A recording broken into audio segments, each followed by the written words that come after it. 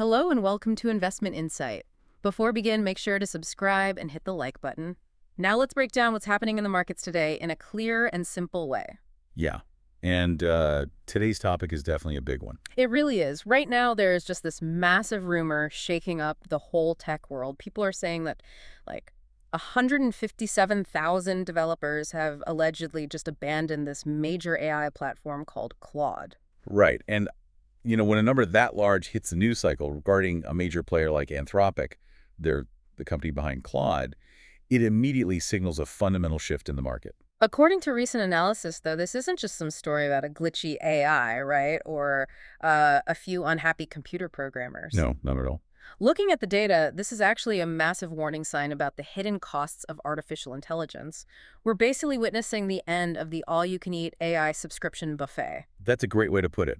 The whole industry was built on that buffet model. Exactly. And most importantly, we are going to look at what this means for everyday Americans, people who are just trying to understand the economics of the future, especially as we, navigate the current economic landscape and this big infrastructure focus we're seeing under President Trump. Yeah, that infrastructure piece is going to be huge later on. Okay, let's unpack this, because before we can understand why the economics of AI are changing so drastically, we first need to look at the data that actually caused this market panic in the first place. Right. So we need to start by looking really closely at that 157,000 number.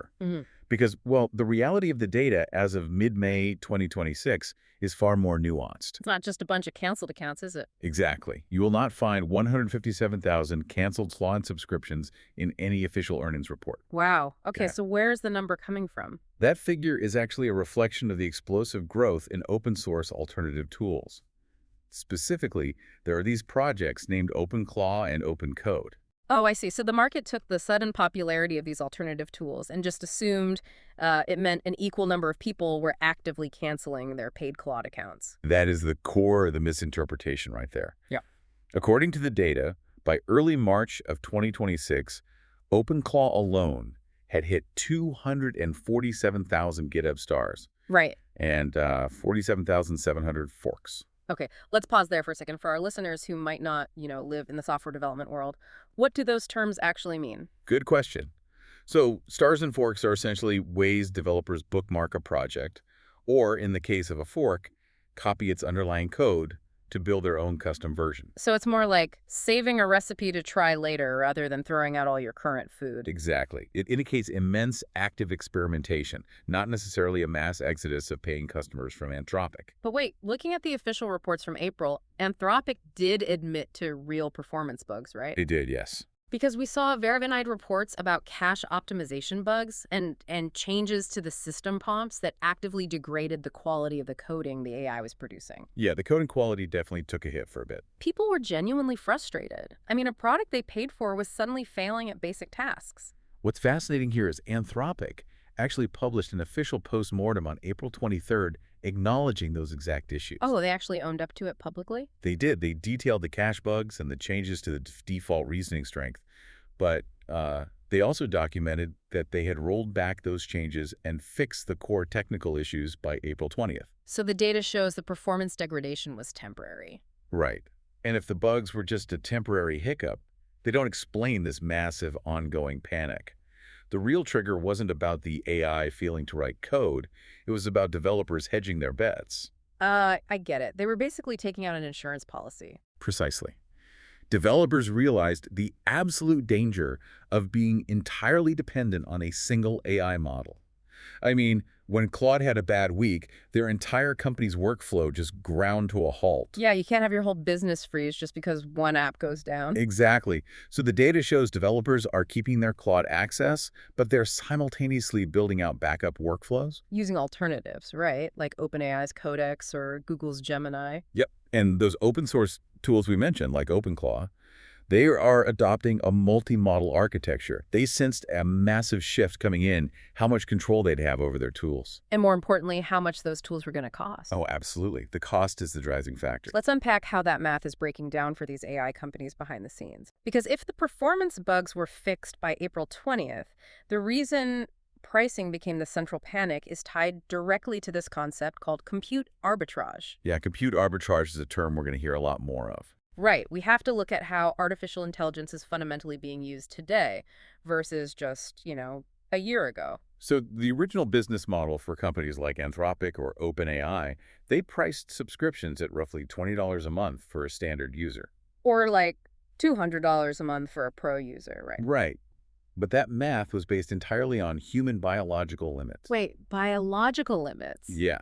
They assumed a human being would sit at a keyboard, type a question, wait for an answer, read it, and maybe ask a few more questions over the course of a day. Because humans need to sleep and eat and, take breaks. Exactly. The flat rate pricing was mathematically sound based on those human limits. I mean, there is a physical limit to how fast I can type and how much information my own brain can process in an hour. Sure, but the industry has fundamentally shifted away from human typing. Now they're moving toward autonomous AI agents. Okay, break that down for us. What exactly is an AI agent? They are external software programs that developers hook directly into their AI subscriptions. Yeah. So instead of a human asking a question, these autonomous agents are programmed to constantly read entire corporate code bases. Just constantly scanning. Constantly. They test that code, find errors, write a fix, and test it again. And they do this in a continuous high-speed loop for hours or days on end without ever stopping. Man, it's like an all-you-can-eat buffet. How do you mean? Imagine a restaurant prices its weekend buffet at $20 a head. They run the math assuming regular, everyday American families will come in, eat a plate or two of food, and go home. Right, the standard consumer. Yeah. And at that rate, the restaurant turns a profit. But suddenly, a professional, highly organized, competitive eating team shows up. Oh, I see where you're going with this. They pay the same $20 at the door, but they just sit there and eat nonstop for 24 hours straight. They are coordinating with each other to completely empty the kitchen. The restaurant is going to go completely broke. Exactly. And that's what's happening here. It is. When you introduce an autonomous agent to a flat-rate subscription, the underlying cost to the AI provider absolutely explodes. Do we have data on just how explosive that cost gets? We do. Let's look at an extreme data point to illustrate the mechanics of this mismatch. A recent analysis from Tom's Hardware highlighted a case where a single user linked about 100 autonomous coding agents to an open-source tool.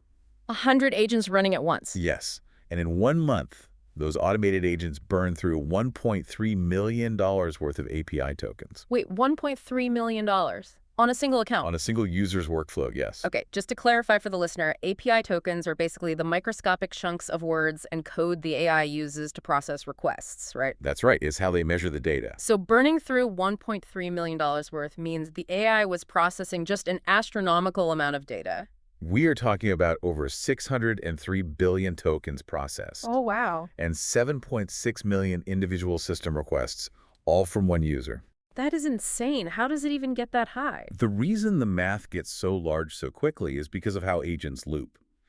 When an agent finds an error and asks the AI for a fix, it doesn't just send the new question. It doesn't. What does it send? It has to resend the entire conversation history, sometimes thousands of lines of code every single time, just to maintain the context of the problem. Oh, I get it. So it's repeating the whole history over and over. Right. And because the user was exploiting a flat rate structure, the AI company was the one eating the massive physical cost of that compute power. And that physical cost is real. I mean, the massive graphics processors, the GPUs running inside these data centers, they require enormous amounts of electricity and cooling. It's a massive drain on the physical infrastructure. They have to physically calculate every single word the AI generates. So when you have users burning $1 million of server space on a $20 plan, the AI companies have no choice but to change the locks. They absolutely have to, or they go bankrupt. And that introduces a terrifying new variable for developers and businesses, right? Bill shock. Yes, bill shock is becoming a huge issue. Yeah. According to recent analysis, Anthropic started heavily restricting these external agent tools in early April to stop the financial bleeding. How do they restrict them? They move these automated tools behind a separate, strictly monitored credit meter. They essentially told developers that if their software acts like an automated agent rather than a human, they can no longer use the standard flat rate subscription.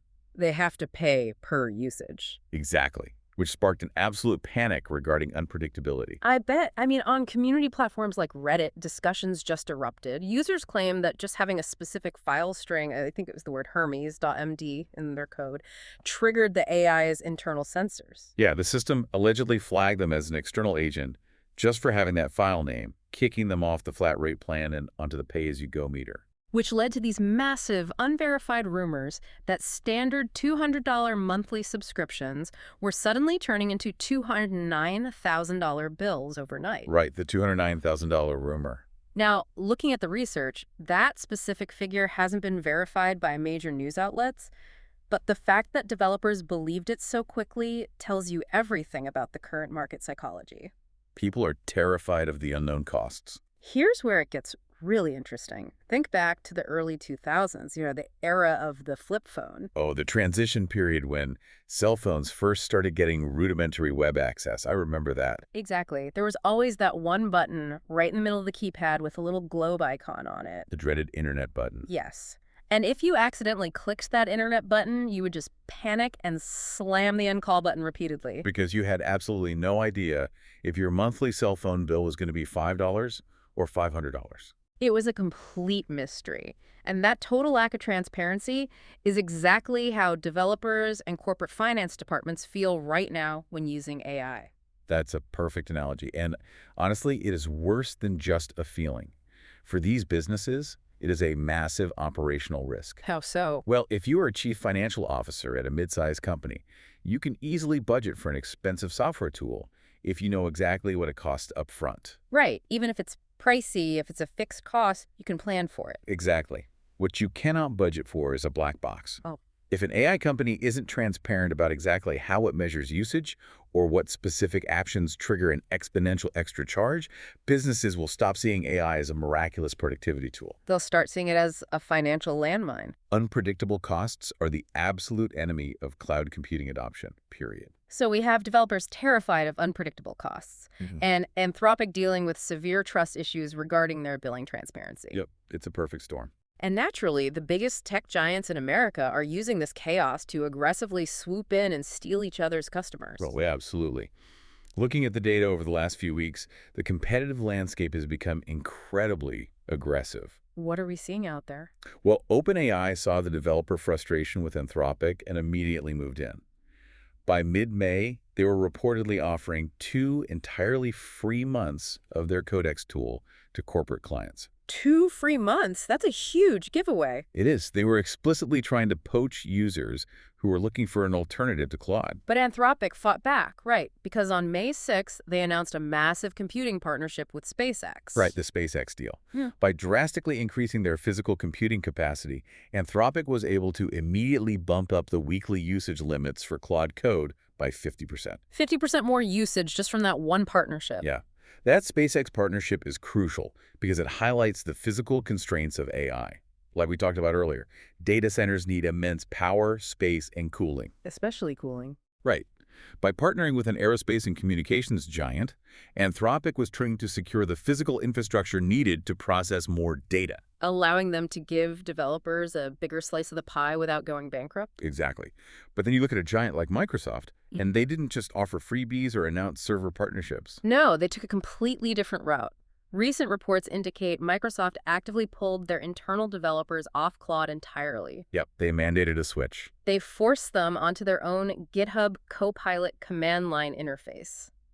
And for our listeners, a command line interface, or CLI, is essentially that bare-bones black screen with text where developers type direct commands into the computer's operating system. It's the engine room of coding. Right, so Microsoft forcing the developers to use their specific AI tool at the engine room level, that feels like a completely different strategy. Are these free promos and forced integrations actually a good thing for the consumer, or is this just a trap? If we connect this to the bigger picture, it is entirely about ecosystem lock-in. The real battle in the AI sector right now is no longer about who has the smartest chatbot that can write the most elegant poem. Right. It's not a novelty anymore. The war has shifted to who can lock the developer into their specific workflow. Developers don't want a chatbot in a separate web browser. They want AI integrated directly into their deployment pipelines and their security scanners. And if Microsoft controls the underlying workflow, I mean, since they own GitHub and the Azure Cloud Platform, it doesn't really matter if another company builds a slightly smarter AI model next year. Exactly. Moving a company's entire integrated system away from Microsoft would be too painful and expensive to justify. The switching costs would just be astronomical. The winner of this infrastructure war will be the platform that controls the workflow and the cost management systems, not necessarily the one with the highest IQ score on a benchmark test. So what does this all mean? We've talked about compute arbitrage, agent loops burning millions of tokens, and big tech companies fighting for ecosystem control. It's a lot to take in. It is. How does this tech-heavy drama actually impact the everyday American's wallet and their investment strategy? For the everyday user and small business owner, the most immediate takeaway is that the era of cheap, unlimited AI is ending. The buffet is closing. The buffet is absolutely closing. We are witnessing the price realization of the industry.